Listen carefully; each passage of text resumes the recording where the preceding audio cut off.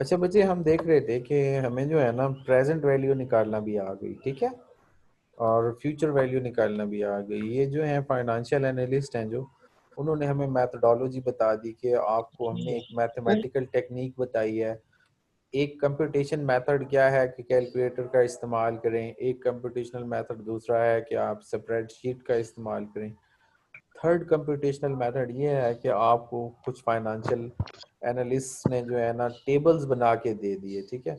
Tables में आपको माशाल्लाह डीपली बताया गया कि ये बात है, ये इश्यूज हैं। ये आप एक पॉइंट उठाएं, उसको उससे मल्टीप्लाई कर दें, ठीक है।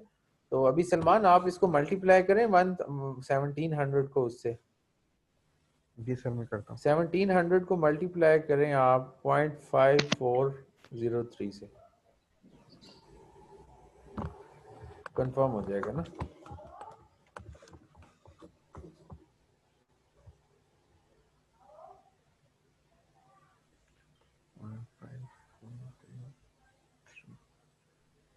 जी सर, ये 918 आता है, 918.51। देखें ये हमारे पास आ गई, ठीक है ना वैल्यू।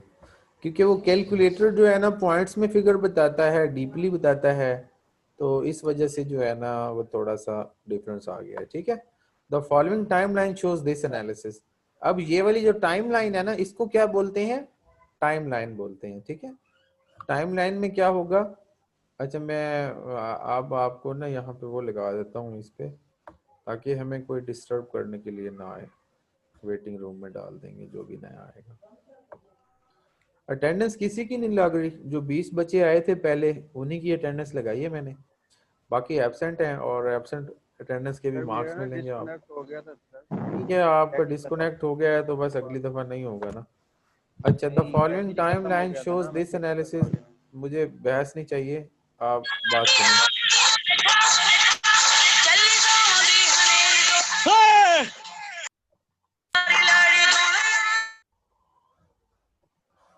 अच्छा जी बच्चे, अब हम आ जाते हैं यहाँ पे।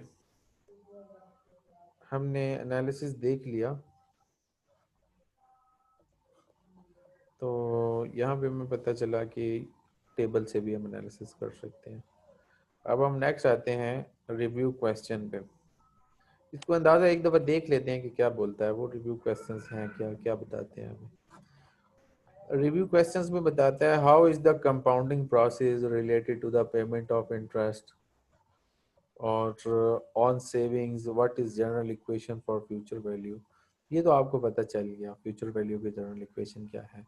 कंपाउंडिंग प्रोसेस क्या है कि जब प्रेजेंट वैल्यू या हम कुछ वैल्यूज से फ्यूचर वैल्यू मालूम कर रहे हैं।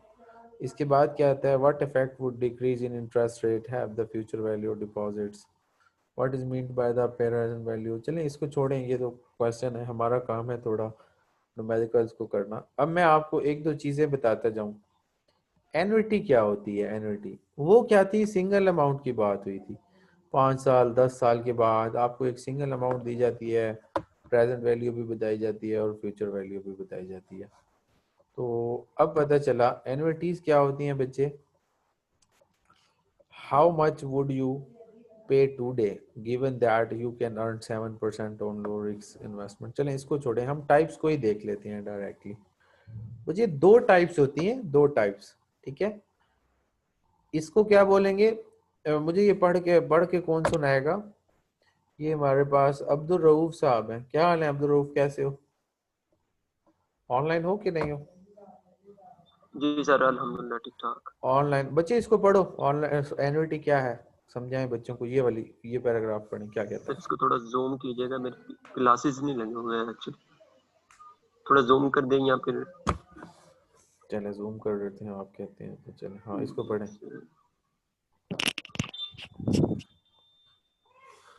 Stream of equal periodic cash flows over a specified time period. These cash flows can be inflows of returns earned on invest or outflows of funds invested to earn future returns. तो बच्चे अभी में पता चला एक ऐसी stream, हमने कुछ इन्वेस्ट किया, आपको जी जो सर। वापसी पे अमाउंट मिलनी है ना वो फिक्स अमाउंट मिलनी है। हर साल के Yes, एंड sir. पे। देखें, अगर पहले हम देख रहे थे ना कि सिंगल अमाउंट का क्या था, 8 साल के बाद हमने ना पहले 7% लिया, तो इस पे अगर इंटरेस्ट लेना चाहें तो वो 70 रुपीज था। अगले दफा क्या हुआ, वो 77 रुपए हो गया। अगले दफा क्या हुआ, 82 हो गया। एक स्ट्रीम को Yes, देखे sir. ना, इंटरेस्ट हमें बढ़ कम होके मिल रहा था। वो कहता है कि आप ना, आपको एनुटी मिलेगी। एनुटी का ये मतलब होता है जो कैश फ्लोज है ना, रिटर्न हुए हमें इन्वेस्टमेंट पे, वो फिक्स्ड अमाउंट होगी और पीरियोडिक बेस पे होगी। एक खास पीरियड पे सेम अमाउंट होगी। अब यहाँ इस stream of equal periodic cash flows, ठीक है ना। इक्वल की Yes, जब sir. बात आती है तो इट मींस कि एनुटी, उस एनुटी एनुअल से निकला है कि हर साल या हर एक स्पेसिफिक पीरियड में हमें एनुटी मिलेगी, इक्वल अमाउंट मिलेगी। तो अब Yes, हम sir. जी नीचे आते हैं तो देखते हैं कि एनुटी की किस्में होती हैं। An annuity for which the cash flows occur at the end of each period. यहाँ पे क्या है, एंड ऑफ ईच पीरियड पे क्या हुआ है, हमें जो फ्लो हुआ है उसको क्या बोलेंगे, ऑर्डिनरी एनुटी। Ordinary. हाँ, जो यहाँ पे an annuity for which the cash flow occurs at the beginning of each period, जहाँ पे कैश फ्लो स्टार्ट में मिले हमें, तो उसको क्या Yes, बोलेंगे, sir. Annuity due. Annuity due. ठीक है ना, ड्यू का मतलब Yes. एडवांस भी होता है, आप किसी जगह यूज होता है जो ड्यू ड्यू पेमेंट दे दें आप। ऐसे तो बस एनुटी ड्यू का ये मतलब है कि आपने जो पेमेंट आपको साल के स्टार्ट में मिली, ठीक है ना, तो Yes, वो sir. एनुटी ड्यू कहलाएगी। The cash flow occurs at the end of each period, इसमें क्या है, cash flow occurs at the beginning of each period. अगर आपको बताया जाए कि ये चीज है, तो आपने इसको, इसकी हम थोड़ी सी किस्में देख लेते हैं। यहाँ पे क्या सर कहता है एनओटी दोबारा तो बच्चे, सर एनुटी एक बार एक, एनुटी एक एक बार फिर ऐसी, दोबारा जी बता जी दो। मैं बताता हूँ, एनुटी एक ऐसी अमाउंट है जो कि एक खास स्पेसिफिक पीरियड में सेम अमाउंट आपको मिले, ठीक है ना, सेम अमाउंट होगी। यहाँ पे आप देखें किसमें वो देता है, यहाँ पे ये एक एनुटी ए जो है उसको कौन सी किस्म की है, ऑर्डिनरी है। एनुटी बी क्या है, एनुटी ड्यू है। ये एनुटी, इसमें फर्स्ट में क्या बोलता है कि कैश फ्लो स्टार्ट में हुआ है जब हमने इन्वेस्ट किया, नहीं हुआ। क्या साल के एंड पे हुआ ना, पहले जी सर। साल के एंड पे हो गया। जीरो टाइम लाइन से जब हम एक पे जाते हैं तो इसका मतलब है एक साल गुजर चुका है, एक साल के बाद हमें मिले 1000। 5वें साल तक हमें ये मिलते रहे तो कुल अमाउंट हमें 5000 मिली। यहाँ पे एनुइटी ड्यू थी तो 1000 हमें स्टार्ट में मिल गए।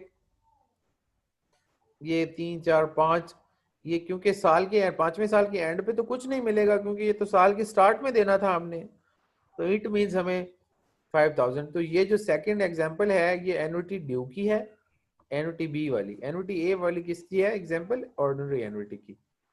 अब बात ये है कि अगर जैसे बैंक से आपने लोन लिया या जहां से भी आपने लोन लिया, ठीक है ना, तो इसका बच्चे क्या होगा कि सिंगल अमाउंट का तो आपको समझ आ गई, लास्ट हमने फार्मूले में बताया कि सिंगल अमाउंट कैसे निकालेंगे। अब क्या है, finding the future value of an ordinary annuity. अब जहां पे एन्युटी की बात है, या वो एन्युटी ड्यू हो या ऑर्डिनरी एन्युटी हो, तो उसके लिए बच्चे एक अलग से फार्मूलाज हैं, ठीक है ना, उसके लिए एक अलग से सिस्टम है। कहते हैं तो हम इसको नेक्स्ट हम पढ़ लेंगे नेक्स्ट लेक्चर में, अगर कहते हैं तो मैं पढ़ा देता हूँ, बताएं। तो जैसे आपका दिल करे। काम लेंथी नहीं हो सर जाएगा आपके लिए नेक्स्ट तो? में पढ़ा दीजिएगा सर, नेक्स्ट Next नेक्स्ट कर में लेंगे पढ़ा सर. दीजिएगा। चलें, आप जो अब तक हमने ये चैप्टर है ना, टाइम वैल्यू ऑफ मनी, आपका एग्जाम इसी से बनना है, ज्यादा एग्जाम यहीं से आएगा, ठीक है ना। और ये थोड़ा सा कॉन्सेप्चुअल भी है, तो ये चैप्टर से हम रीडिंग करेंगे, ये ऐसे तो समझ आने वाली है ही नहीं। बुक का लिंक आपको स्टार्ट में दिया गया था, ठीक है। आज का लेक्चर अपडेट हो जाएगा, इसको आप देख भी लीजिएगा यूट्यूब के लिंक से या जैसे भी मैं आपको भेजूंगा, ठीक है ना।